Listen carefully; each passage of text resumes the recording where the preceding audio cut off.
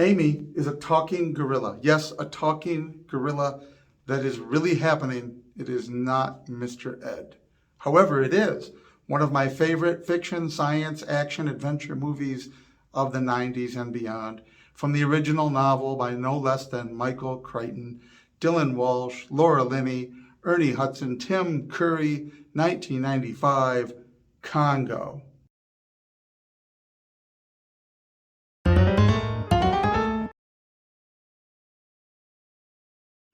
Congo is an overlapping of two stories that become one on a shared adventure. Amy is a gorilla that has been taught how to talk. Well, she has been taught sign language like other primates have been done in the past.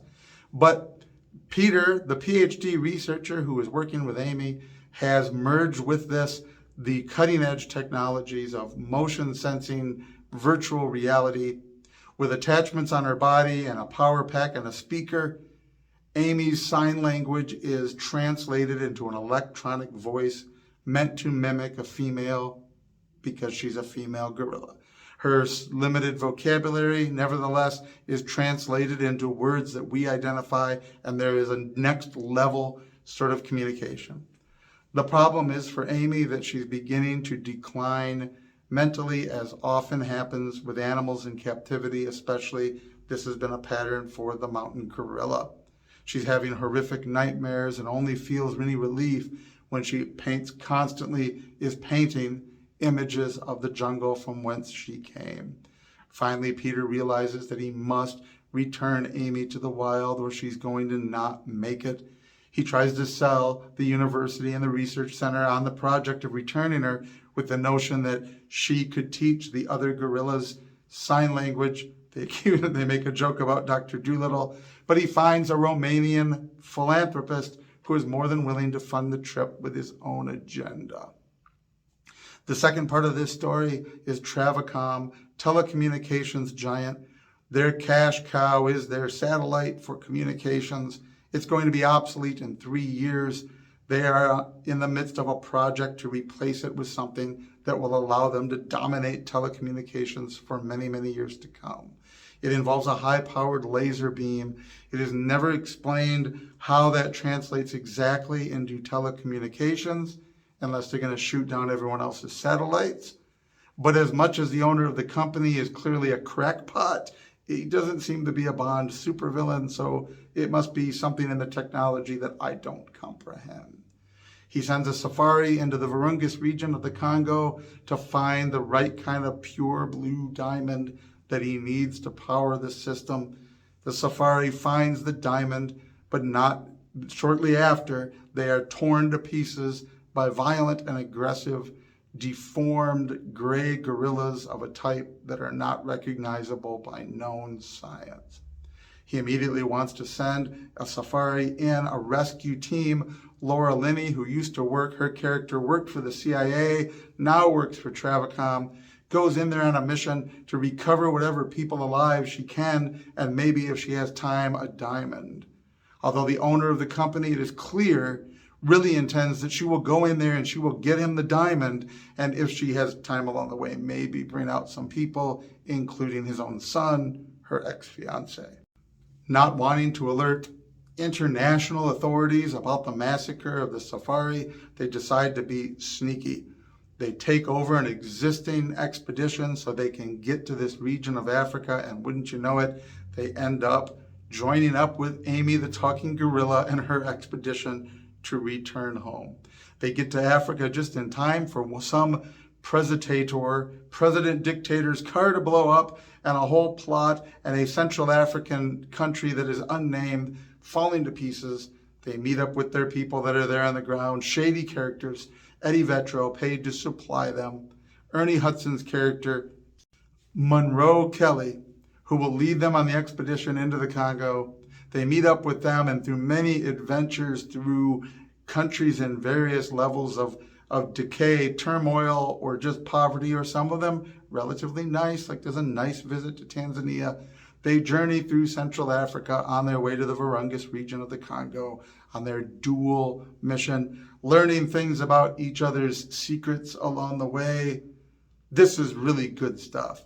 Finally, finding Solomon's mines, the lost city of Zinj, finding the gray gorillas that apparently were bred to be like watchdogs. They were trained to kill anyone taking any diamonds. Eventually, by the end, Amy is returned to the wild. They escape without any of the diamonds, but they escape with their life. I said at the beginning of the video, it's one of my favorite fiction science stories. And I said it in that direction for a reason. This is the unique Michael Crichton sort of genre. It's fiction science, not science fiction. It's a term I just made up. But I look at it that way because it is not, what Michael Crichton does is not project into the future new technologies. He likes to use existing technologies, but he ramps it up to a level that most of us could not afford to purchase, experience, or know about. Jurassic Park is a good example. Now, public knowledge, were we doing any actual cloning at that time? But all of the science existed. We sort of knew what we would need to do to be able to clone things, but we weren't necessarily doing, at least not publicly admitted, but it was the stuff of science fiction. It was within the realm of reality. And so Jurassic Park, the idea of recovering ancient DNA, finding it fossilized in amber, being able to use supercomputers to fill in the blanks, all of that was very plausible in a way that was much more contemporary than beaming up to the Starship Enterprise and warping out into space. Congo is very much the same thing. Everything in the film is real.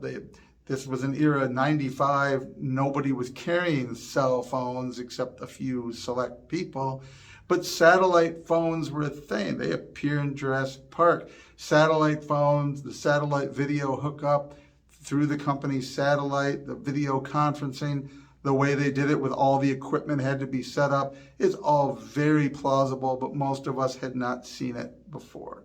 Even the laser weapon itself, it's big and clumsy because it takes a lot of power. You need to have the diamond in it. It is not a phaser from Star Trek, but it is something within the realm of our science to be able to build then or soon. It was very plausible. So this whole Michael Crichton sort of genre that he focuses on, it rests in that weird place where it's not the distant future, it's sort of the near future, but it's really the present, and it's really sort of barely science fiction, but it's science oriented, and so it's, I like to say, it's fiction science. And Congo has all that in there. Virtual reality was a known thing. Obviously, the motion sensors were a known thing. People were working on technology to allow those that were mute to be able to make a voice. I think Stephen Hawking was already using something like that then. But applying it to a gorilla that had learned sign language, when we've known for ages that you could teach chimpanzees and other primates sign language, it was a cool merger of this knowledge and these technologies that made a really cool plot point. Of course, how can you top a gorilla having a martini and an airplane, right? The best part about Congo, though, and it's one of those that is definitely an ensemble cast, which you can't really say there's the star of the film. Nobody really stands out as a star of the film. Dr. Peter's an important part of the film. Laura Linney's character is an important part of the film.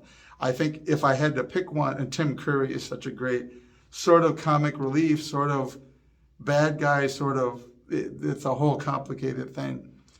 Ernie Hudson is the one that stands out for me, not because he's not a clear star. Again, all of them, it's a hodgepodge and mixture. It's really a moment where Ernie Hudson, that most of us knew from Ghostbusters, but he was like the fifth Beatle. He's like the fourth guy. He didn't have as big a role as the other Ghostbusters. He'd been in a lot of stuff. He was in Space Hunter, which I reviewed recently, and he's always good. But he really stands out as sort of an action hero in the Congo movie, being the guide in Africa that navigates the dangerous circumstances. We never see him do anything like, Schwarzenegger Commando sort of stuff, but he's very knowledgeable. He has the know-how, and he's very cool. He has they give him a nice English type of accent, and he has a very cool persona from the first time we meet him all the way through, and he kind of carries an almost Billy D. Williams type of cool, but with more of an action flavor to it. It really brings so much to the story that when I look at it, I always think Ernie Hudson was like a missed opportunity. He could have done that in a bunch of movies at the time, but he ended up doing it in Congo, and it's amazing, and it's really well done, and it's really enjoyable to watch. But you're like, man, there was something there that could have gone further and gone on to other things. But it brings so much just to Congo, the way each of these characters interacts. There's the danger, there's some horror, there's suspense, there's some comedy between them. A really great soundtrack. They do a marvelous job of realism with Africa. Like, it's not the Tarzan movies, Africa that looks like it was 500 years ago and is not, but it's also not an idealized sort of African version of things for the film. You get the idea of the third world dictatorships, the danger, the risk, but they stop in Tanzania where everybody's nice and everything's friendly and peaceful, and so you get a sense of the real geography and the real political situations changing, adapting, modifying, and how each place is really different. And it really feels like you've kind of been on a safari with them by the time you're through the film. So overall, it's one of my favorite ones to go back and watch and watch and watch again. It has all of these great characteristics, and it's Michael Crichton, sort of the height right after Jurassic Park when they're looking for more of his stuff to convert. And this one really hits it out of the ballpark. It's just a shame, and probably because there's no single star and not a big enough single headliner, but it never becomes the franchise Jurassic Park did. Well, maybe that's for the best given what happened over time with Jurassic Park, but it feels like that first Congo, that one and only Congo movie that is so good, and I love it so much. Like, more people need to know it exists, find it and love it, because as it stands alone, it's an amazing, enjoyable, and entertaining film. Congo. I'm your great white hunter for this trip, although I happen to be black.